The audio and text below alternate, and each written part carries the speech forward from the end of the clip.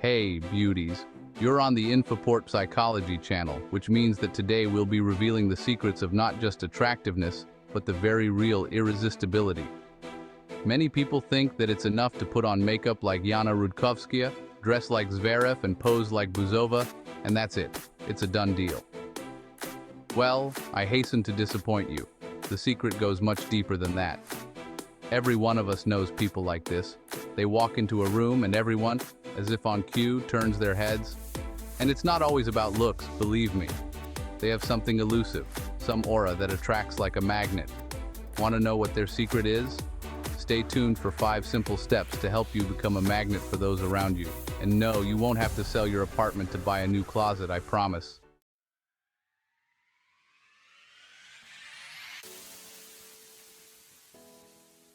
Let's be honest. Attractiveness is not just about finding a soulmate, as in, let's get married. Attractiveness is a much deeper and multifaceted concept that permeates all aspects of our lives. It is not just external beauty or charm, it is the ability to evoke sympathy, trust, and respect from others. It is the ability to be an interesting interlocutor, to maintain a conversation, and find a common language with a variety of people. Sure, it feels good, who would argue? But attraction isn't just about romantic relationships.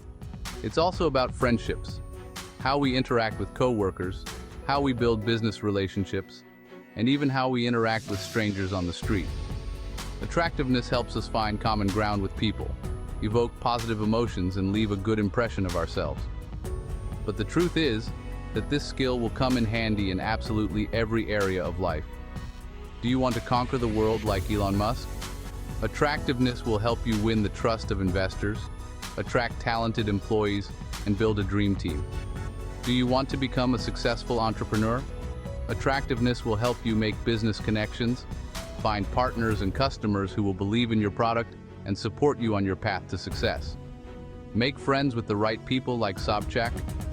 Attractiveness will help you win the sympathy and respect of influential people who can help you in your career or business. It is the ability to be interesting and pleasant to talk to make people want to communicate with you and keep in touch with you. Even just convince the cashier to let you through without waiting in line, as Baskov does. Attractiveness helps us in everyday life, making our communication with others more pleasant and productive. It is the ability to evoke positive emotions in people, make their day a little better, and leave a good impression of ourselves. The ability to dispose of people is like a secret key to an apartment on the Patriarchs, which opens any door. Imagine, you have come for a job interview. You are confident, smiling, making eye contact, and behaving naturally.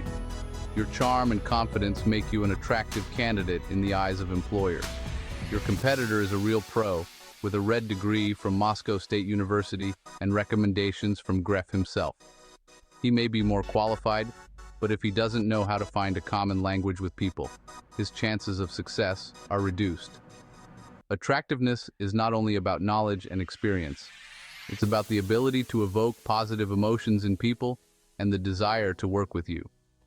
But you know how to find a common language with people. You are charming, and it is pleasant to communicate with you, like with Urgent in an interview. Who do you think will get the job? Of course, someone who knows how to evoke positive emotions in people and leave a good impression of himself.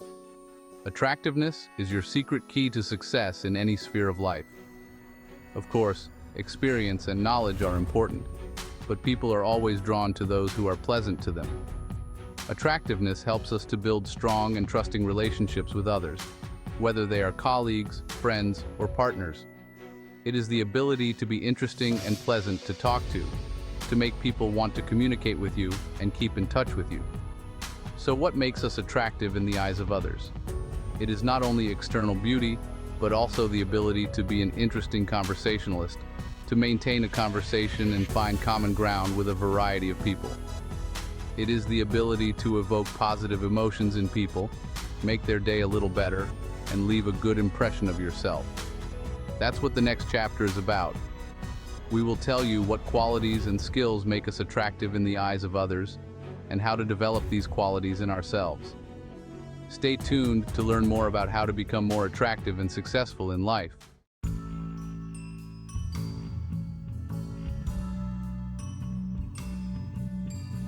Forget magazine covers and perfect faces. That's not the real attraction. Psychological attractiveness is when you want to be listened to, you make me want to spend time with you, even if you're not on the cover of Vogue. This is the kind of magic that makes people reach out to you, even if you, like me sometimes, slip out of the house, forgetting your makeup and styling. Imagine you meet someone who literally radiates confidence and positivity. He energizes everyone around him like Kirkorov at a concert.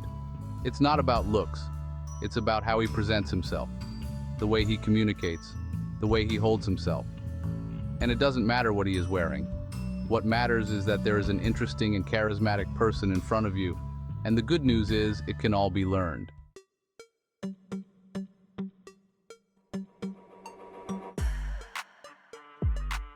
Hello, my good ones. So, we've already established that confidence is like a little black dress, always appropriate and always eye-catching. Confidence. This is not about shouting at every corner about his unearthly beauty, like Volodkova. It's about knowing your price and not being afraid to show your individuality to the world, like Zemfira.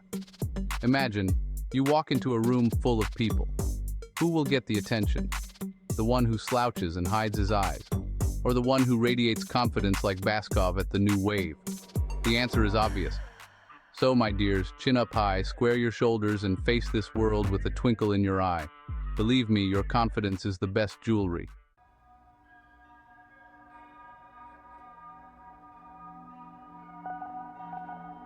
So, my kiddies, do you want to know the secret to becoming the soul of the company and winning the hearts of everyone around you like Gagarina does? Write it down. Emotional intelligence. It's not just a buzzword, it's the key to becoming the person everyone wants to be around. Emotional intelligence helps you understand and manage your emotions, as well as recognize and influence the emotions of others. It is like a superpower that makes you more empathetic and responsive. It's not about crying over melodramas like Borodina on Dom 2, no. Emotional intelligence is much deeper than that. It's the ability to sense what's going on inside you and around you, and use that information to improve your relationships and communication. It's about being in harmony with yourself and others. It is about understanding what is going on in another person's soul. When you can pick up on subtle nuances in other people's behavior and words, you become a more sensitive and attentive conversationalist. This helps you build deeper and more meaningful connections. Imagine you're at a party and you see someone standing alone, clearly not feeling comfortable, like Shnurov at a classical music concert. You can sense their awkwardness and take the first step to help them feel more comfortable. This not only makes you more attractive in the eyes of others, but also helps to create a warmer and friendlier atmosphere. A person with emotional intelligence will approach you, make casual conversation, and voila, you're best friends. It's not magic, it's just the ability to be attentive and sensitive to others. You can start with a simple question or compliment, and it can be the beginning of a long and strong friendship. Well, or at least the evening stopped being languid for both of them. Emotional intelligence helps you find common language with different people and make every meeting more pleasant and memorable. You become the kind of person who is always interesting and fun to be with. So how do you develop this super skill? Observe. Observation is the first step to developing emotional intelligence. Learn to notice the little things that can tell you about other people's feelings and moods. This can be facial expressions, gestures, tone of voice, or even the way a person stands or sits. Watch your body language, facial expressions, tone of voice. These nonverbal cues can tell you more than words can.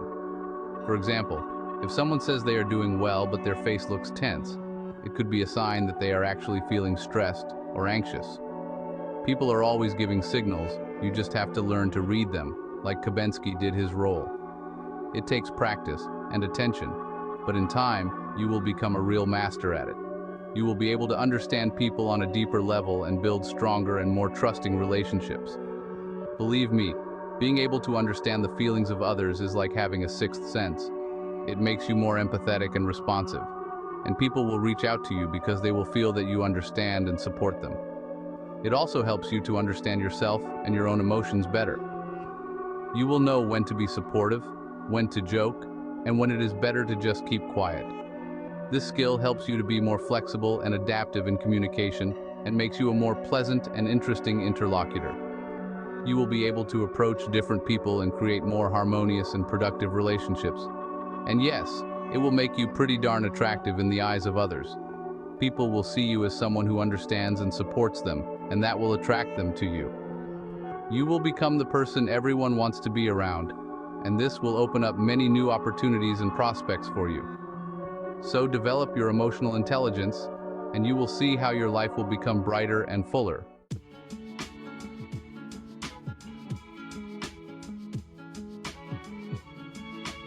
You think listening is easy? Well, it is not. In today's world, where everyone wants to express their opinion, listening is becoming a real art.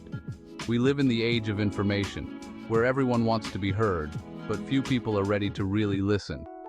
How many times have you caught yourself that instead of listening to your interlocutor, you are already thinking up your brilliant answer, like Zhirinovsky at a debate? This happens because we often perceive a conversation as a competition, where we have to prove ourselves right or shine with wit. Sound familiar? So do I. But let's think about what we lose when we don't really listen. We miss the opportunity to understand the other person, their feelings and thoughts. We lose the chance for deep communication and mutual understanding. And listening is a real magnet for people. When you really listen, you show respect and attention to your interlocutor. This creates an atmosphere of trust and openness where everyone feels important and valued. Everyone wants to be really heard, understood, empathized with, like Malakhov in his show. When we feel listened to, we open up, share our experiences and thoughts. This strengthens bonds and makes communication deeper and more meaningful. Instead, we are often confronted with talkers who are just waiting for their turn to speak, like Solovyov in his program. Such people are not interested in the opinions of others, they only want to express their own. This destroys dialogue and makes communication one-sided. Do you want to be that pleasant exception? Then remember, listen attentively, ask clarifying questions, show interest. When you ask questions, you show that you are really interested in your interlocutor's opinion. This encourages them to communicate more openly and sincerely. And most importantly, don't interrupt. Interrupting shows disrespect and impatience. Give the other person a chance to speak fully, even if you think you already know what they are going to say. Let the person talk, even if you think you have heard the story 100 times, like a priest in confession. Every time a person tells their story, they relive it, and your attention helps them feel important and meaningful. Believe me, listening is a real gift. It is not just a skill, it is a demonstration of respect and love for others. When you listen, you give your time and attention, which is the most valuable gift. It will help you gain people's trust, respect, and, of course, sympathy. People will reach out to you because they will feel that you really hear and understand them. This will open up new opportunities for you to communicate and collaborate. In conclusion, remember that listening is not just a skill. It is an art that requires practice and patience. But the results will amaze you. You will become a more empathetic, considerate, and respectful person. So listen to hear, not to respond. And you will see how your communication and relationship with others will change. Start today. Next time you talk to someone, try to really listen. Don't think about what to say in response, just listen. And you will see how it will change your world. Listen to hear, not to respond. This is a simple but powerful principle that can change your life and the lives of those around you.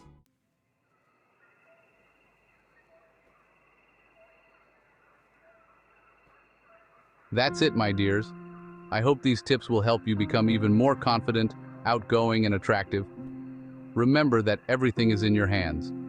Develop emotional intelligence, learn to listen, and just be yourself. See you again.